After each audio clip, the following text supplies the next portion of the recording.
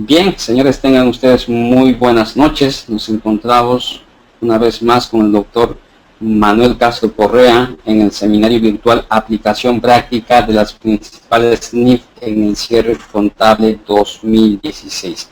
Doctor Manuel, muy buenas noches. Muy buenas noches. Empezamos, doctor. Okay. Empezamos la tercera y última sesión sobre este tema de cierre de los estados financieros. Hoy día vamos a tratar ciertas normas, ciertas NIC que son de mucha importancia en el cierre de los estados financieros de una contabilidad, digamos, de una buena contabilidad. Entonces, el primer tema es sobre valorización de activos. ¿Okay? Después vamos a ver sobre provisiones. De ahí, qué es provisión, vamos a ver conceptos nuevos que vienen en esta versión de la NIC. Después vamos a ver inversiones inmobiliarias y al final ingresos. O sea, la sesión va a estar muy tupida, muy densa, y vamos a tener que en algunos casos pasar más rápido algunas transparencias, pero siempre detenernos en las ideas más importantes. ¿Okay? Entonces, por ejemplo, empezando con el tema de la NIC 36, desvalorización de activos. Esto de acá, las preguntas que se surgen, digamos, ¿no? Tengo que hacer estimaciones por desvalorización de activos. ¿Cuándo tengo que hacerlo? ¿Qué es lo que debo hacer? Eso lo responde esta norma. O sea, la gerencia de una empresa tiene que periódicamente hacer tasaciones de sus activos fijos, ¿sí o no? No es tan así. De aquí vamos a ver que lo que plantea la norma es que la gerencia tiene que estar alerta, atento, lógicamente el contador también, a situaciones que pudieran indicar que hay un deterioro en el valor de los activos.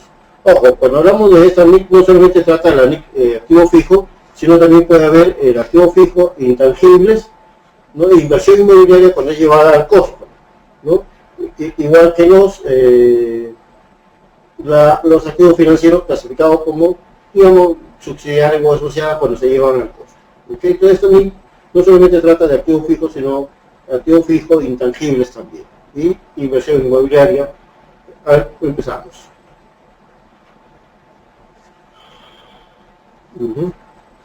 Entonces, el objetivo de la NIC es evitar que el valor contable de los activos excede al valor recuperable. Cuando excede el valor contable al valor recuperable, hay que hacer una pérdida por desvalorización. Ese es el objetivo de la NIC, evitar que estén sobrevaluados los activos de una empresa. Entonces, esta NIC, como dice, aplica a la NIC 16, intangibles, inversión inmobiliaria, ¿okay? Y a la NIC 27, 28 y 31, cuando estos activos financieros están llevados al costo. Fíjense, yo puedo tener la importancia de este intangible. Por ejemplo, una empresa compra a otra y se genera un goodwill. Ese goodwill es un intangible. Ese intangible, periódicamente, todos los años hay que, como vamos a ver, todos los años se tiene que hacer una evaluación si hay un deterioro o no, en el caso del goodwill, que lo vamos a ver más adelante. Entonces, esto es lo que plantea la NIC. La entidad evaluará al final de cada periodo sobre el que se informa si existe algún indicio de deterioro del valor de algún activo. Si existiera este indicio, la entidad estimará el importe recuperable del activo. Ojo, fíjense. La norma no dice que a fin de año haya que hacer valorizaciones de los activos, tasaciones o flujo futuro el valor económico futuro del activo. Lo que dice es que se tiene que evaluar si hay indicadores que podrían dar indicios de deterioro del valor de los activos. Entonces, ¿cuáles son esos indicadores? Son de fuente externa de información y fuente interna de la misma empresa. Entonces, si hubiera uno de estos factores, ahí se hace el estudio, se hacen las tasaciones o se hacen las proyecciones económicas. Entonces, es solamente cuando hay estos indicadores. Veamos estos indicadores. Los indicadores de fuente externa de información viene a ser el valor del mercado del activo ha disminuido significativamente durante el periodo más de lo normal. Si el valor del mercado del activo disminuye, podría ser un indicativo de que hay un deterioro del valor de los activos. Importantes cambios durante el periodo o futuro cercano con efecto adverso para la empresa. Puede ser un cambio tecnológico, digamos una empresa tiene una máquina que produce 100 ítems por hora, mientras que surge otra que produce 250, 200 ítems. Eso podría ser un tema de obsolescencia y que esa empresa tenga un problema de desvalorización de esa maquinaria. Tema de mercado, digamos que el mercado se amplía o se reduce y tiene un efecto en el nivel de ventas. O un tema de carácter legal que impide que la empresa pueda seguir operando con las facilidades de antes. Entonces, si impide, significa que va a vender menos, significa que los ingresos futuros de la empresa no van a poder absorber el valor de los activos fijos que mantiene. Entonces, todos esos son indicadores de fuente externa, que están fuera de la empresa, y que sería bueno siempre, cada fin de año, evaluar si alguno de estos existe o no. Incremento de la tasa de interés en el mercado, que podría ser un indicativo de problemas de la economía de ese país. Entonces, si hay problemas de economía, hay problemas de mercado, que podrían llevar a una desvalorización del valor de los activos. Valor patrimonial de la empresa mayor que el de mercado, me explico. Si el valor de una empresa, el valor en libros de la acción, digamos, patrimonial de la acción, o sea, capital, reserva legal, resultado acumulado, por decir, el valor patrimonial es 100, pero en el mercado me ofertan por esa acción 70, significa que hay un problema de desvalorización. La empresa tiene un valor contable muy superior a lo que el mercado está apreciando en ella. Entonces, esos serían indicadores de fuente externa. También hay indicadores de fuente interna de información, por decir, obsolescencia o daño físico del activo. Tengo una maquinaria que, o sea, técnicamente ya está obsoleta o tiene un daño físico. Por lo tanto, podría generar llevar a eso a hacer una estimación por desvalorización. Importantes cambios durante el periodo futuro cercano con efecto adverso para la empresa, tales como discontinuidad o la reestructuración de operaciones o la enajenación del activo. O sea, son temas de fuente interna, ¿no?, que podrían llevar a ver si hay desvalorización. Se dispone de información interna que indica que el rendimiento económico del activo es o será peor que lo previsto. Por decir, nosotros en una empresa compra una maquinaria asumiendo que esta maquinaria va a rendir 10.000 ítems por día o por mes, qué sé yo. Pero lleva a la práctica esa maquinaria no produce 10.000 sino 5.000, 4.000, entonces produce menos de lo esperado. Se hizo un presupuesto sobre la base de 10.000. Las proyecciones de ingresos también se hicieron así y se compró la máquina, pues entonces eso podría ser un indicativo de que la máquina tiene una sobrevaluación porque rinde mucho menos de lo esperado.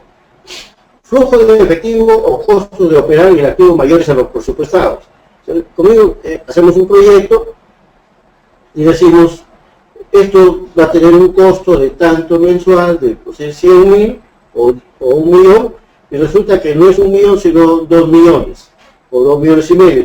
Entonces, los flujos de los costos son mayores a los presupuestados, con la cual compramos la máquina. Eso podría ser un indicativo de que hay un deterioro del valor de los activos. Todos estos son elementos que el contador tiene que evaluar también, ¿no?, cada fin de año, y evaluar.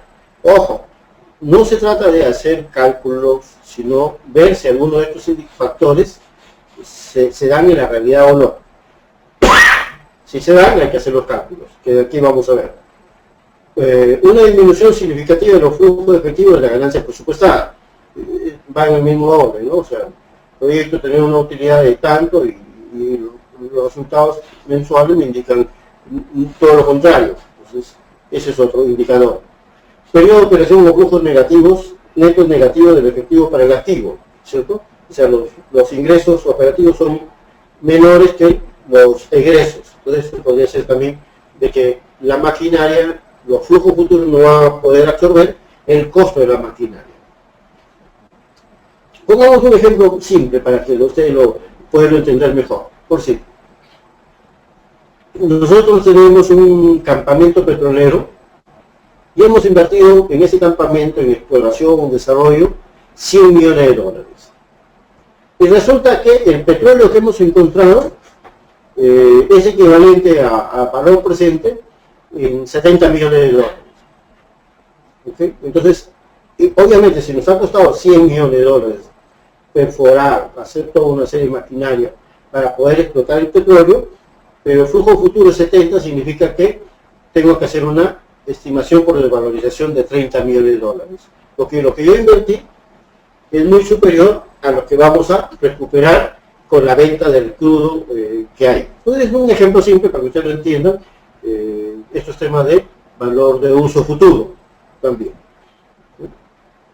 Entonces, acá hay un tema, normalmente en las normas contables hablamos de valor razonable o costo el menor, el valor del libro es el menor. Acá hay otro concepto que se añade, porque aquí en esto de los activos, ojo, los activos fijos o de valorización se tratan en la NIC 36, en la NIC 16 no, sí. En la NIC 16 es el costo y la depreciación. ¿Okay? Acá sí vemos la valorización de los activos fijos de una empresa. Okay. Entonces decíamos, por ejemplo, en existencias es costo o valor neto de realización el menor. Acá es costo o valor razonable el menor. Pero ojo, el valor razonable es el valor de venta, o sea, el valor, perdón, costo o valor recuperable el menor. Okay. Pero el valor recuperable de un activo será en esta figura. Es el valor de venta neto, cuánto me darían por si vendiera este activo en estas condiciones actualmente, o el valor de uso futuro. O sea, estos activos, cuánto de ingresos me van a generar en el futuro traídos a valor presente. Ojo que cuando hablamos de traídos a valor presente, el valor de uso, es que tú tienes una máquina, en el conjunto de máquinas que van a operar, y eso me va a dar en el primero, segundo, tercer, cuarto, quinto año. Entonces me van a dar ingresos en esos años. Desde el quinto año, lógicamente no lo va a tener el valor en total, el valor bruto, sino que tengo que traerlo el quinto año hacia el presente, o sea, valor presente lo tengo que descontar. Por decir, el quinto año me va a dar un ingreso de 10 millones, por decir, ¿no? 10 millones lo tengo que traer a valor presente, pongamos 6 millones. El cuarto año me va a dar 10 millones, no va a ser 6, sino 6 millones y medio, por valor presente. Entonces, yo tengo activos. Ahora veamos. Si mi valor en libros es 10 millones de soles y el valor de venta de esos bienes es 11, entonces, como 11 el valor razonable es mayor, ya no hago más. Ya es suficiente, con eso, la tasación me dice que estoy bien. Pero si el valor que está en los 10, el valor de venta de estos activos son 9 millones, entonces tengo que hacer un ejercicio, ahí sí tengo que ir a buscar el valor de uso futuro. O sea, como dije, el valor en libros 10, valor de venta de estos activos 9. Estoy en default, estoy en defecto. Entonces ahí sí uso el valor de uso. O sea, tengo que hacer proyecciones de cuánto serán las ventas con estos activos en el futuro. Entonces pongamos que si las ventas son 11 millones o 12 millones el valor neto, el flujo neto, entonces no hago estimación por desvalorización. Pero si mi flujo futuro, mi valor de uso, decíamos 10 es valor en libro, valor de venta 9, el valor de uso futuro es, por decir, 8 millones, entonces tomo el valor de venta que es 9 y lo comparo contra los 10, genero una estimación por desvalorización de 1 millón de soles. Eso lo vamos a ver con algunos ejemplos a continuación, no se preocupen. Ahora, la norma dice que los activos fijos no es necesario hacer proyecciones si es que no se cumplen estos indicadores de fuente interna o externa. Existe una excepción cuando se trata de intangibles de vida indefinida, o que no estén disponibles para su uso. O sea, intangibles de vida indefinida vienen a ser activos que a la luz de las circunstancias actuales no se prevé que tengan una vida que va a acabar. Por ejemplo, veamos, Si compramos una marca a un tercero, pues si compramos la Cristal, la cerveza Cristal, si la compramos, están nuestros libros como un activo, ojo, comprado a un tercero. Esa marca se entiende que tiene una vida indefinida, porque no se prevé que de aquí a 3, 5 años, 10 se va a descontinuar, sino que se llama vida indefinida. Cuando tenemos activos de vida indefinida, ya sea intangibles, como el que le dije, una marca, o puede ser un goodwill, ahí sí estoy obligado todos los años a evaluar si hay un deterioro del valor de esos activos, porque como esos activos no se amortizan, porque son de vida indefinida, entonces la norma dice, ok, usted no lo amortiza, pero todos los años tiene que hacer la prueba del impairment, la prueba de si hay una desvalorización en este caso. Como es el deterioro de la plusvalía, también comprobar una combinación de negocios. Entonces, siempre hay que comprobar anualmente los intangibles de vida indefinida y también la plusvalía, el goodwill. La medición de deterioro se puede realizar en cualquier fecha del año. Puede ser en septiembre, octubre, no se requiere que sea diciembre. Pero si usted coge en septiembre, la norma le dice, hágalo todos los meses de septiembre de cada año. Entonces, esta es la excepción. Ahora veamos un ejemplo para entender mejor este concepto. Una maquinaria que no está operando presenta un valor en libro de 230.000 y tiene 10.000 horas de uso. El precio de venta neto a la fecha asciende a 175.000. O sea, si lo vendiera, bien, me darían 175.000, pero mi valor en libro es 230. Significa que ahí ya está surgiendo un problema, que mi valor de venta es menor que el valor en libros. Asimismo, para poder venderlo es necesario invertir 12.000 soles en repuesto para poder poner en condiciones de venta, y de por medio existe una comisión de venta del 5%. ¿Ok? Entonces, el precio de venta hay que determinar, el valor neto hay que determinarlo en la siguiente ecuación. Al precio de venta 175 le tengo que restar los 12.000 que me faltaría poner en condiciones operativas atractivas, menos la comisión del broker. Entonces, mi valor de mercado sería neto 154.000. Pero como yo tengo el valor en libro de 230.000, tendría que hacer una estimación por desvalorización de 75.000 soles. Entonces, en este caso, el valor en libros es mayor que el valor de venta, tendría que hacer una estimación por desvalorización de 75.000 soles. Entonces, ese más o menos esa es la dinámica de esta norma. Y aquí vamos a ir enriqueciendo con otros casos. Significa, valor de uso es la estimación de entradas y salidas de efectivos futuros derivados del uso continuo del activo y de su enajenación. Y aplicarse a estos flujos una adecuada tasa de descuento. O sea, como decía, yo tengo un conjunto de maquinarias que es para producir determinado producto. Ese conjunto de maquinaria me va a generar ingresos futuros. Entonces hago la proyección en función a cifras válidas, ¿no? Lógicamente, las cifras conservadoras. Hago la proyección en los siguientes años, le digo, esto me va a generar ingresos en el futuro de tanto valor de ingresos netos de sus costos. Esos ingresos netos los traigo a valor presente ahora, y ese sería mi valor en uso. Aquí vamos a ver un ejemplo para que ustedes lo entiendan mejor. Base para la estimación de los flujos de efectivo futuro. O sea, ojo, nosotros vamos a hacer una estimación de los flujos futuros, pero ahí siempre existe el optimismo, qué sé yo, del proyecto. No, la norma se cuida de eso y dice que la producción de los flujos efectivos deben basarse en presunciones razonables y sustentables que representan la mejor estimación de la gerencia durante la vida útil. O sea, proyecciones razonables sobre la base de lo que se está haciendo en la realidad y sobre la base de lo que hay ahorita. Me explico. Pongámonos una vez me encontré con una empresa agrícola que proyectaba en sus hectáreas cultivadas de espárrago, proyectaba que cada año iba a producir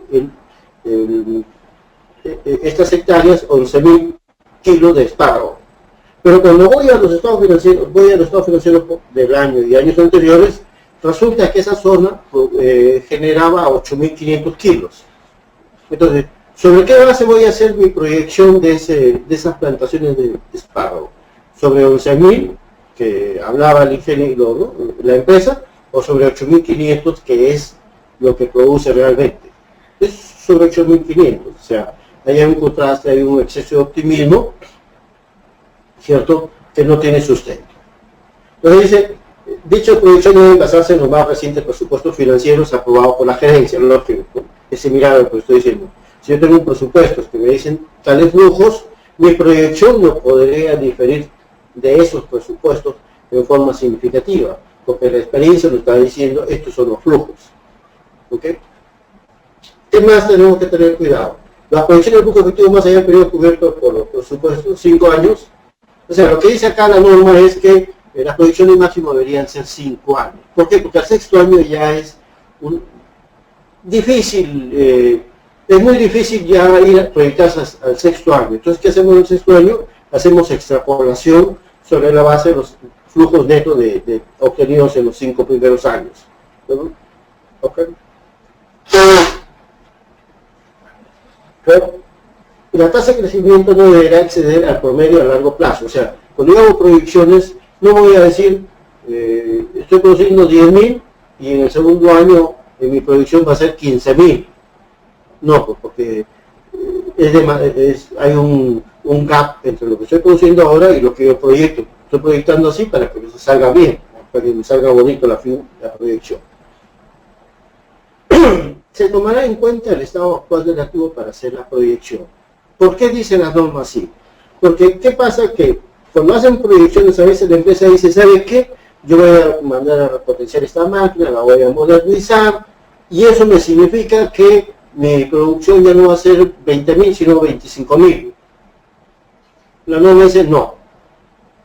Usted lo proyecta sobre la base actual, 20.000, el ingresado que está en la máquina.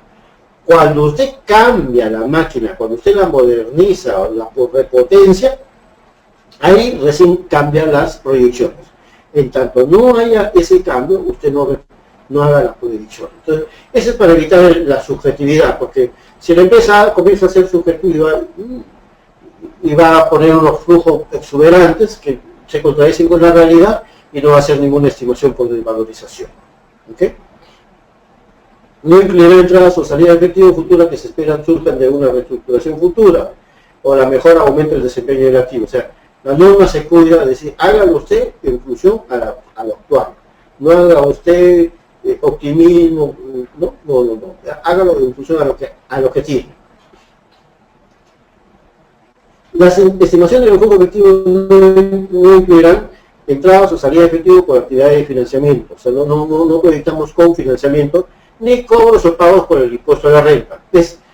Las proyecciones es antes del impuesto a la renta. ¿Okay?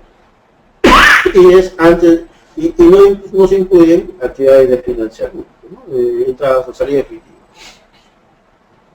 La estimación de los flujos netos efectivos recibidos o a pagar por la venta o disposición por otra vía de un activo al final de su vida útil será importe que se espera obtener por la venta del elemento, transacción en condición de independencia mutua entre partes interesadas y bien informadas. Me explico, a ver, veamos. Pongamos que tenemos 20 camiones. Y decimos que la vida económica de estos bienes son 6 años. Entonces hago mi flujo de 20 años y los traigo a valor presente. Pero dentro de esa proyección de flujo futuro, también tengo que considerar el valor residual de esos camiones, que me van a generar, o sea, al término del sexto año lo voy a vender, por decir, a $25.000, 30.000, dependiendo del camión, por cada camión. Entonces, eso también está dentro del flujo futuro. ¿Okay? Entonces, esas son las bases que nos dan la NIC 36 para hacer la proyección de los flujos. Cuando el valor recuperado de un activo es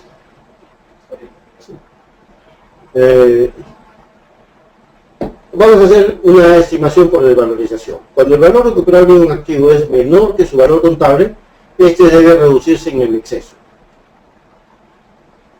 Esta reducción es una pérdida por desvalorización. La pérdida por desvalorización se reconocerá inmediatamente en el resultado del periodo, a menos que el activo haya sido revaluado. ¿Okay? O sea, si tienes que tu valor en libros es superior al valor recuperable, hay que hacer una estimación por desvalorización. Esa estimación por desvalorización va al gasto, excepto que el activo haya sido previamente revaluado. Si en el pasado fue revaluado, la pérdida primero se aplica al excedente de revaluación neto que queda. Y si excede, lo que excede va al gasto. ¿Okay? Por decir, pongamos un caso, un activo lo hace pagar en libro 150.000. Y 50.000 son de revaluación y 100.000 costo original. Entonces, el activo producto de, qué sé yo, condiciones de mercado que bajaron, su valor recuperable es 110.000, pero el libro está a 150.000. Entonces, tengo que hacer una estimación por desvalorización de 40.000. ¿Qué es lo que tengo que hacer? Primero aplico a la revaluación. O sea, como es 50.000, le aplico los 40.000 a la revaluación, no a gastos.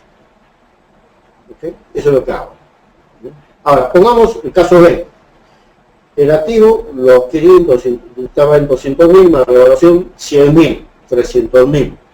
Pero el valor recuperable del activo, o sea, el libro está a 300.000, pero el valor recuperable del activo es 170.000. Entonces, yo tendríamos que coger de los 300.000, 100.000 que jugamos contra el excedente de revaluación, 100.000. Y los 30.000 lo jugamos contra, ahí sí va a gastos la parte que excede la revaluación que figura el libro, ¿no? O sea, como dije, repito, tengo el valor del libro de 300.000, valor del libro, de los cuales costo de 200.000, 100.000 revaluación. Mi valor recuperable es 170.000. Entonces tengo que hacer una estimación por desvalorización de 130.000 soles. ¿Cómo hago esa estimación por desvalorización? 100.000 lo aplico al excedente de revaluación, que está, y 30.000 el exceso lo aplico a gastos. ¿Sí? Esa es la forma como se hace. Nótese que estoy hablando de pérdida por desvalorización, estimación por desvalorización, porque como vamos a ver la otra norma, vamos a ver que en el lado del activo, cuando hablamos esto, hablamos estimación de cobranza dudosa, estimación por desvalorización de existencia, estimación por desvalorización de activos fijos, o sea, estimación. Ya, por ejemplo, ya no decimos provisión para cobranza dudosa. Si lo decimos se entiende, pero no es el lenguaje correcto, es estimación, que después lo vamos a ver en la NIC 37, por qué todo esto del activo llamamos estimación, ¿no? Porque esa no es provisión. Pongamos otro caso. Una compañía industrial adquirió hace varios años una planta de congelamiento, siendo su valor neto en libros de 1,5 millones. O sea, activo 3 menos depreciación 1,5 millones. Debido a cambios tecnológicos, en la actualidad existen máquinas con mayor rendimiento que afectan su valor de mercado. La compañía ha dispuesto a efectuar un estudio de valorización de la mencionada planta. Primer paso es determinar su valor de venta. Un perito tasador ha establecido que su valor de venta en el mercado es de 1 millón, lo cual significaría un ajuste por estimación de desvalorización de medio millón de soles. Entonces, como le dije, acá ya tendría un problema que ya tendría que hacer una estimación por desvalorización. Entonces tengo que seguir el siguiente camino, el siguiente paso que sería determinar su valor de uso futuro, para lo cual se efectúa una proyección de flujo de efectivo, los cuales serán descontados con una tasa del 15% que rige para este tipo de transacciones. O sea, busco una tasa de descuento adecuada. Entonces, yo tengo acá, hacemos nuestro cálculo de flujo de efectivo futuro, neto. O sea, cuando decimos neto es ingresos menos gastos y costos. Gastos financieros no, ni impuesto a la renta, sino cuánto es lo que me va a generar como ingreso esta maquinaria y cuál sería el costo. Entonces, me genera un flujo neto de 230 en el año 2014. En el año 2015, 253, 2016, 273, y como verán, en el 2023, 184, 245, esas son proyecciones. Entonces, ese ingreso lo tengo que traer a valor presente. Por ejemplo, 230.000 se me convierte en valor presente en 200.000 soles, porque estoy aplicando una tasa de 15%. Los 253.000 traídos a valor presente 191.000. Entonces, 1.347.000 sería mi valor de uso futuro traído a valor neto, ¿no? Entonces, eso de ahí lo comparo. Valor de venta es 1 millón de soles. valor de uso futuro 1.347. Como dice la norma, el valor recuperable es el mayor entre el valor de venta y el valor de uso. Entonces, ¿cuál es el mayor? El valor de uso, 1.347. Entonces, esta es la cifra que me va a servir para comparar con el valor en libros. Mi valor en libros es 1,5 millones. Mi valor de uso futuro 1.347. O sea, en este caso tengo que hacer una estimación por desvalorización de 153.000 soles. Entonces, registro la provisión y también cargo a gastos con abono a una cuenta de desvalorización de inmueble, maquinaria y equipo. 150.000. Pero aparte de eso tendría que hacer acá tendría que hacer también el cálculo del impuesto a la renta diferido. Porque lógicamente esa estimación por desvalorización el fisco no me lo va a citar, ¿no? Si no me va a citar la depreciación del valor bruto. Okay. Pero eso sería el asiento de diario, el primer asiento de diario. El siguiente sería el impuesto a la renta diferido. La pérdida por desvalorización del activo se debe tratar, en primer término se debe aplicar con cargo al excedente de evaluación si es que ha sido previamente revaluado. Como le dije, le puse el ejemplo de 300.000, 100.000 soles el excedente de evaluación, aplico lo primero contra el excedente de evaluación. Si excede, digamos, como decíamos, 130, los 30.000, ese sí va al gasto. ¿Sí? Ahora, el tema de acá es, ¿cómo vamos a hacer estos cálculos? Lo que quiero que me entiendan, esto es importante que lo entiendan. Pues si una empresa tiene 7 máquinas para hacer un producto, tengo que hacerlo por separado, cada máquina, o el conjunto. Es el conjunto, porque es el conjunto de máquinas la que me genera el flujo futuro, el flujo independiente. Entonces, por eso que la prueba, esta NIC 36 se aplica sobre la base de unidades generadoras de efectivo, que vendría a ser el grupo identificable de efectivo más pequeño, generador de entradas de efectivo, que genera flujos independientes y se deben identificar uniformemente. Para entenderlo. Pongamos, estamos en una empresa agroindustrial que produce caña. Pues ahí tendríamos unidades generadoras de efectivo varias. Ya. La plantación sería una unidad generadora de efectivo, porque me produce caña y me puede generar un flujo independiente, porque digamos, se lo puedo vender a mi, vender entre comillas, venta interna, al ingenio, que es donde producen muelen la caña y sale el azúcar, o se lo puedo vender a un ingenio independiente. Entonces ese sería un grupo de activos independientes. El ingenio sería otro grupo de activos independientes, porque el ingenio puede comprarle a su, digamos, comprarle comida interna al campo, al campamento que tiene, o puede comprarle a terceras, a haciendas terceras, a terceros. Entonces hay una independencia en los flujos, cierto nivel de independencia. Y la otra podría ser también la planta de ron. A veces hay planta de ron, por ejemplo, con Cartagio, esa sería otra unidad generadora efectiva. Pongamos otro caso, hacemos en Arequipa, tendríamos la fundición que hay en Pisco y la otra planta que está en Arequipa, que no es fundición, sino es, ahorita no me acuerdo el nombre, pero ahí también estiran el fierro y se convierte en acero de construcción. ¿Okay? Entonces, ahí habríamos dos unidades efectivas. Pongamos en otro caso, Cervesur, que estaba en Arequipa, tendríamos dos unidades generadoras de efectivo. La que está en Arequipa y la que está en el Cusco. Claro, ahora se han fusionado, pero en ese momento eran dos nomás. Se han fusionado con bancos. Entonces, esas son unidades generadoras de efectivo. Entonces, esa prueba la hago por unidad generadora de efectivo. No la hago por activo individualmente, sino por unidad. Okay. Reversión de la pérdida por deterioro, hay que evaluar si existe un indicio de recuperación del valor. Se revertirá solo si hubiera producido un cambio en las estimaciones utilizadas. O sea, digamos que cambió el mercado, mejoró bastante, por lo tanto puedo revertir esa pérdida, esa estimación por deterioro. El incremento relativo por reversión no deberá exceder el importe en libros que podría haberse obtenido si no hubiera reconocido una pérdida por deterioro del valor de dichos activos en periodos anteriores. A ver, me explico.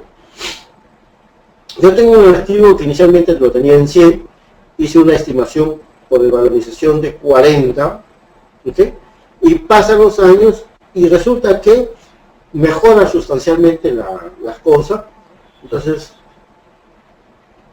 y hay que tornar esa estimación que hemos hecho por desvalorización. Entonces, ese tiene un tope.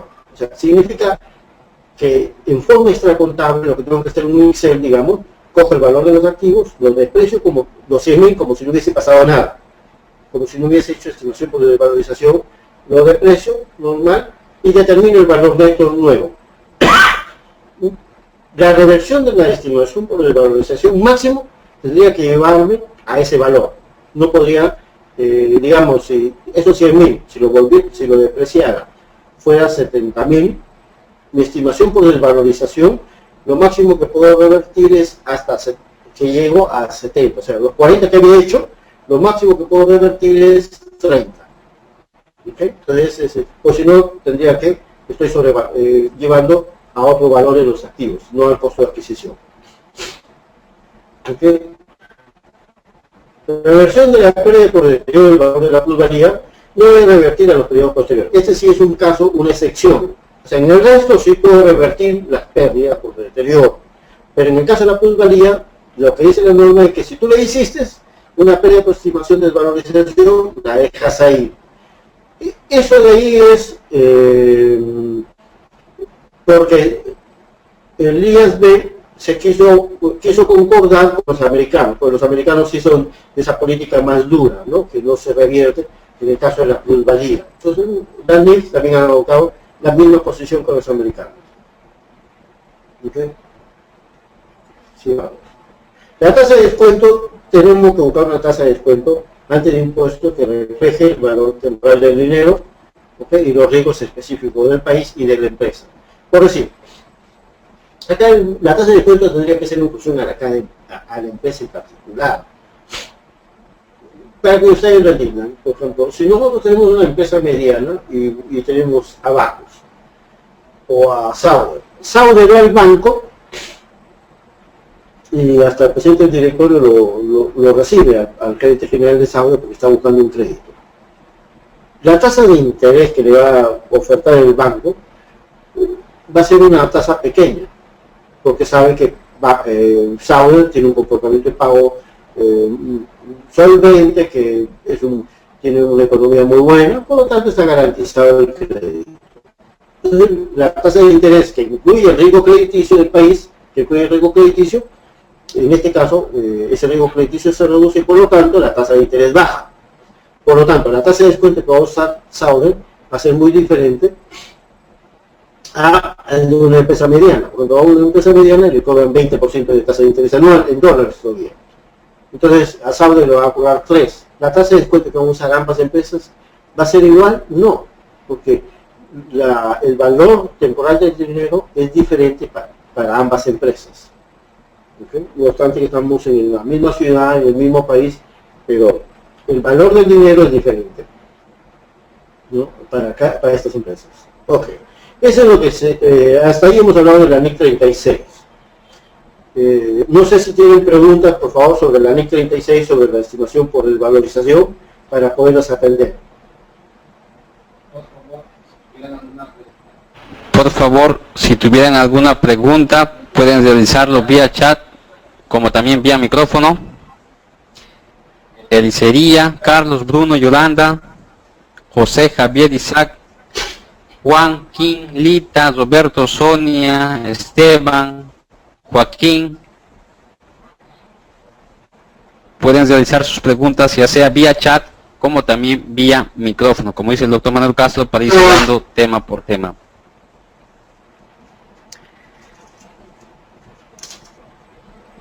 Doctor Manuel, mientras llega la pregunta, vamos continuando. Yo le voy a indicar en todo caso y le voy a derivar a su bandeja de chat. Ya, por favor, como son varias NIC, yo estoy quizás corriendo un poco, pero eso no debería ser un impedimento para que ustedes formulen sus preguntas. ¿Okay? El curso se enriquece también sobre la base de las preguntas que ustedes hagan.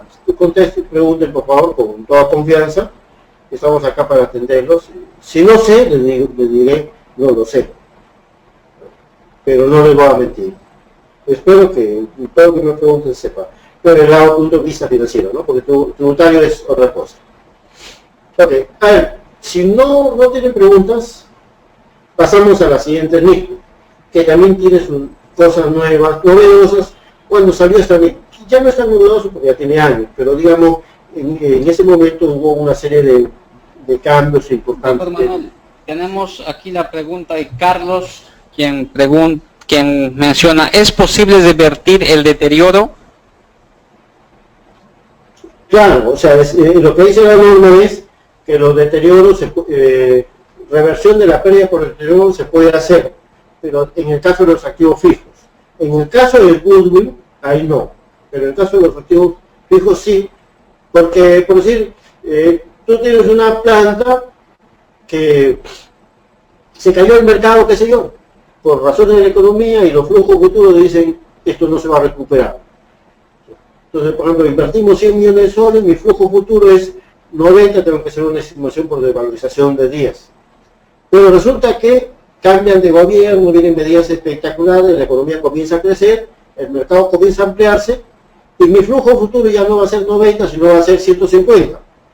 Por decir, estoy exagerando, 150. Entonces, significa que puedo estornar el deterioro.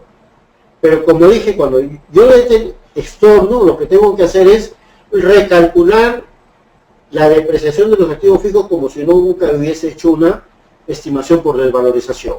Recalcularlo, y mi tope sería ese valor. No sé si te contesté toda tu inquietud, o a lo mejor te necesitas más, no hay problema, más aclaración.